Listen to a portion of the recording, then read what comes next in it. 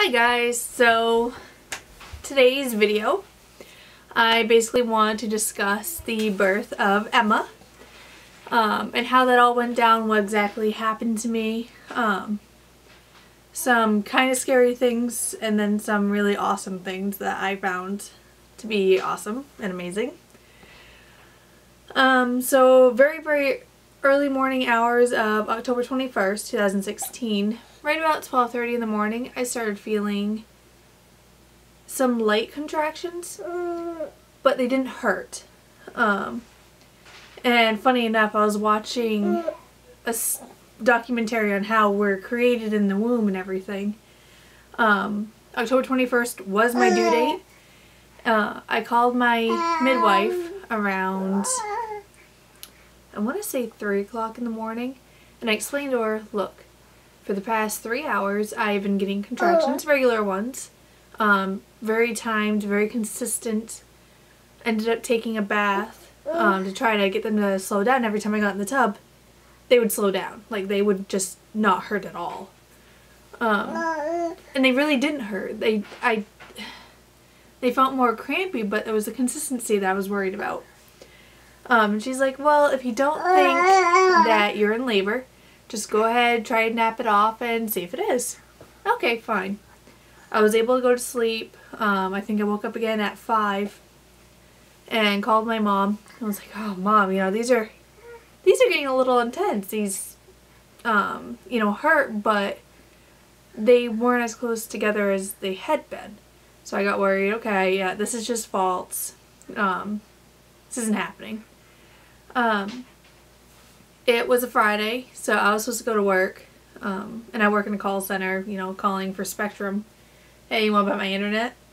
And I have to be there by 8:30 every morning. We leave our house around 7:30 to bring the kid, well, my firstborn, to daycare, to get there on time and whatnot. So we woke up around 6:30 or so, and I started feeling them consistently again, stronger again, and very close together. Probably like every 3 minutes or so. I called my midwife and I'm like, look, I gotta come in just to be checked because this doesn't feel like labor, but it doesn't feel like something I could just rule out. So she's like, okay, that's fine. I'll see you in a little bit. I'll let you guys, let my team know that you're here. Mama. Yes, baby. Awesome. Go play. So that night I told my boyfriend, won't you sleep in Ariana's room? Hi, baby. Won't you sleep in Ariana's room? That would, hold on just a sec. Yeah. This is what happens when you find my props. Won't you sleep in Ariana's room? Get some sleep. You know, if it is contractions, you're going to want some rest because I'm not going to be able to rest and I'm probably going to be not nice to you. Anyways, I woke him up and I'm like, look, it's time to go. We gotta go to the hospital now. Right about then, it was almost 8 o'clock, so we both called out of work. You know, said we're gonna get checked and whatever, and we'll let them know what happens. My boyfriend at the time, Tony, didn't believe me. Thought for sure I was not in labor. I wasn't acting like I was my first time around. When my first time around, I screamed and screamed and screamed and screamed and screamed some more. Was not a nice person whatsoever during that labor. So we pack up. I could barely get my pants on because of the contractions and they didn't fit anyway. So I like wrapped my jacket around my legs, trying to hide the fact that my pants aren't zipped and are barely on. Driving, we have a dirt road that it's like full of potholes and everything, so we had to drive down that. That was fun. He drops me off at the front door and I waited for him to go park and bring our daughter inside with us.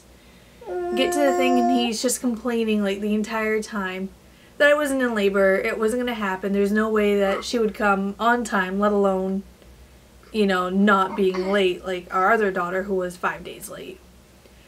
So we get to the hospital, get all hooked up, and where I was strep B positive, I had to get fluids, basically penicillin, so that Emma wouldn't catch it because I guess it can be very harmful for babies.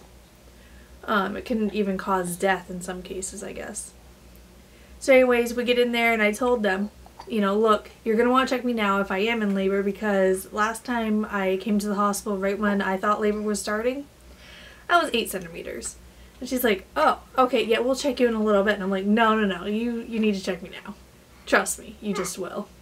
So she does. She goes and checks me, and she pulls out her hand and she does this. And I'm kind of looking at her and I'm like, okay, so I'm just 2 centimeters, which isn't different. I think I was like 1 to 2 centimeters at my last appointment. So I'm like, okay, so I'm probably not in labor. And she's like, oh, no, you are. She's like, this is how far apart your cervix is. She's like, as far as you can spread them, that's like 7 centimeters. Oh, well, if that's the case, I look over at my boyfriend. I'm like, you need to call my mom. So he calls everybody. I had a birth photographer, a ton of people in the room, a sitter for our firstborn in order, if she couldn't handle the birth, then she could just be out in the waiting room and wait until after Emma was born.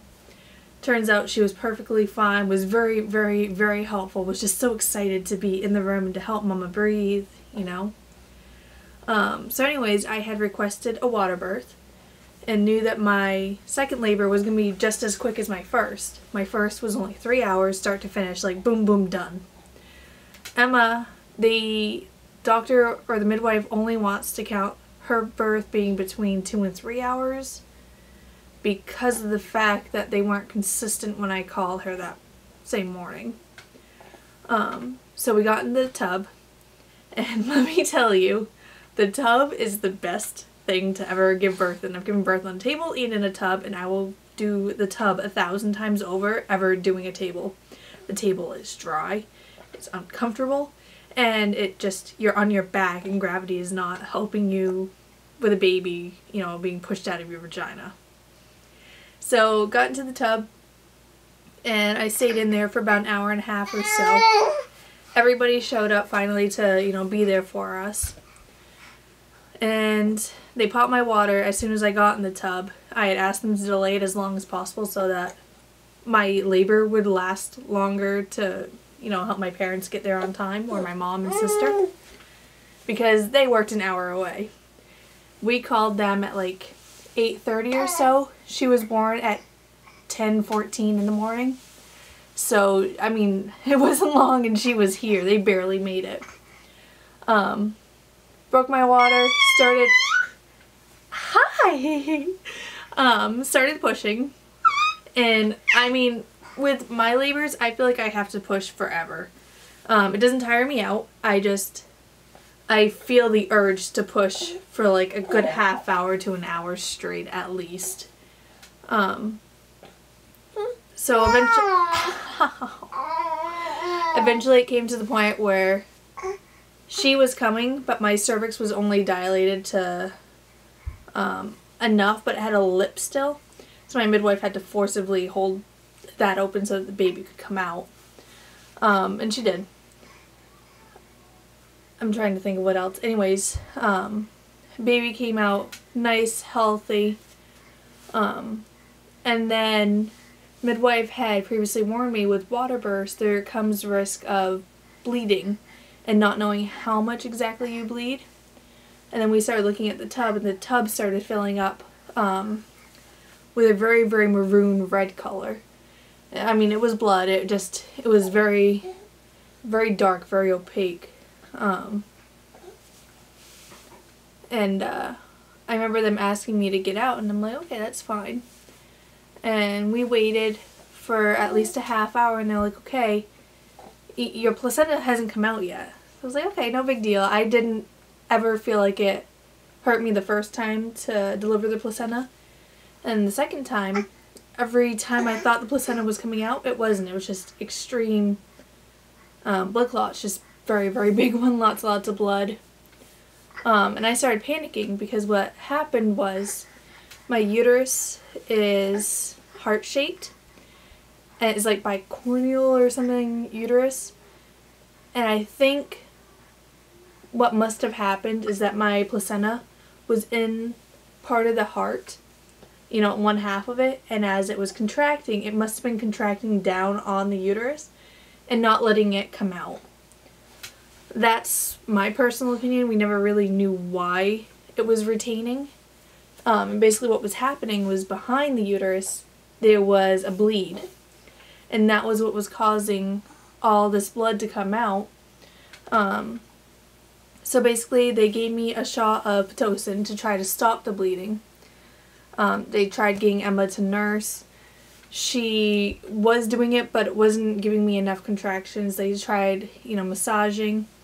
And it got to the point where I was becoming very irate, and over emotional and unable to really deal with anything and very, very weak.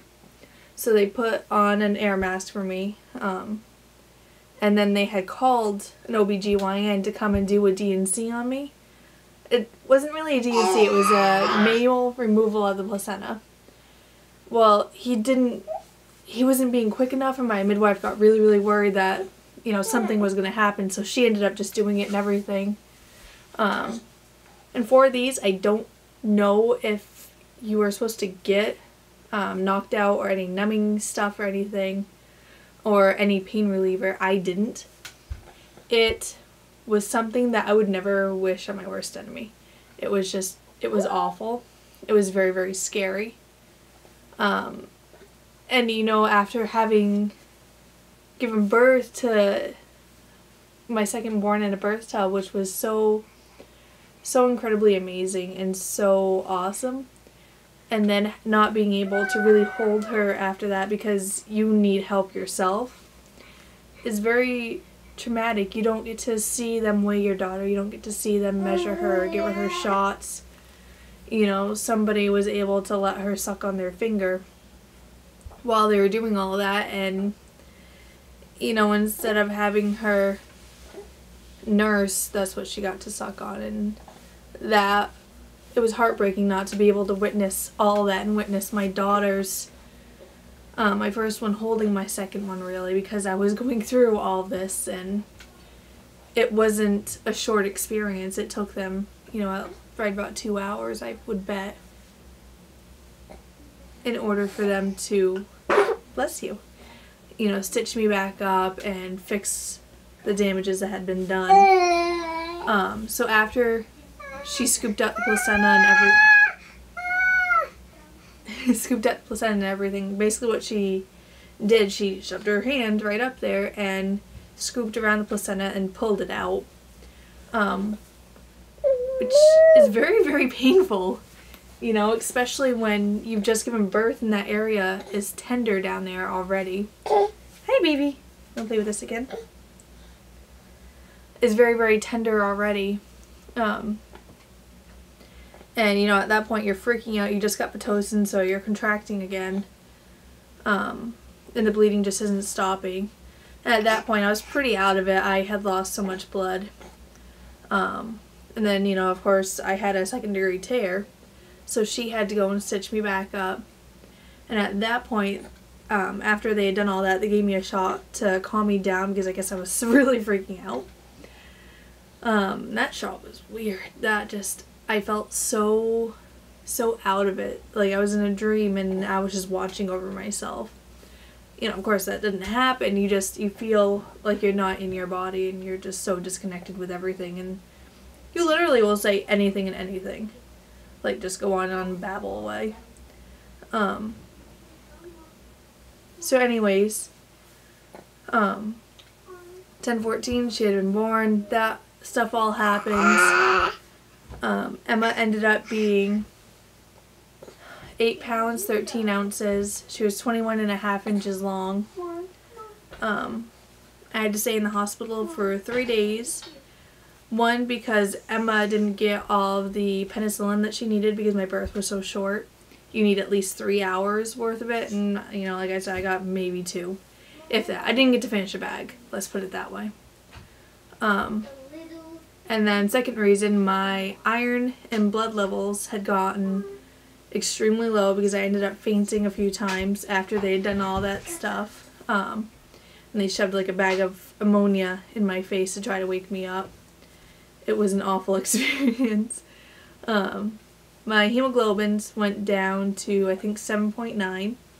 And even still to this day, they are still extremely low. The last time I had an appointment, they were down at like 5.4.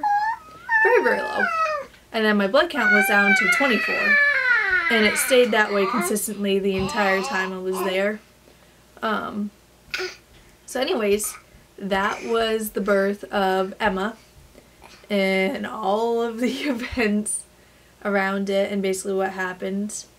If you have any questions or you've ever had an experience like that, please let me know. I don't mind talking about it. It is something that I'm fairly open with, you know, what happened and what they did.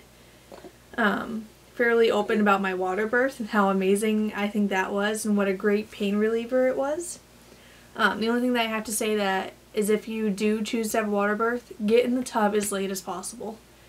That being said, because I got in around 8 centimeters, it still was like an hour or so at least in the tub, probably an hour and a half, that I was in the tub. And they can't let the temperature of the water get down to, I think it's like below 98 degrees, or else they'll have to take you out and redo the tub, and at that point you won't have time. So when they had the tub for me, I was almost at the point where I was going to have to take the baby or give birth to her on the table because it was getting low in temperature. Oh, really? So anyways, if you want to have a water birth, right on with you. If you have a retained placenta, don't let it get to you. It's not common, but it does happen. Hi, look at that tongue. So anyways, this is Emily Faith. You say hi? Nana. Oh my god, my heart. Ah. Babies, I love them. Anyways, thank you so much guys, and check me out next time.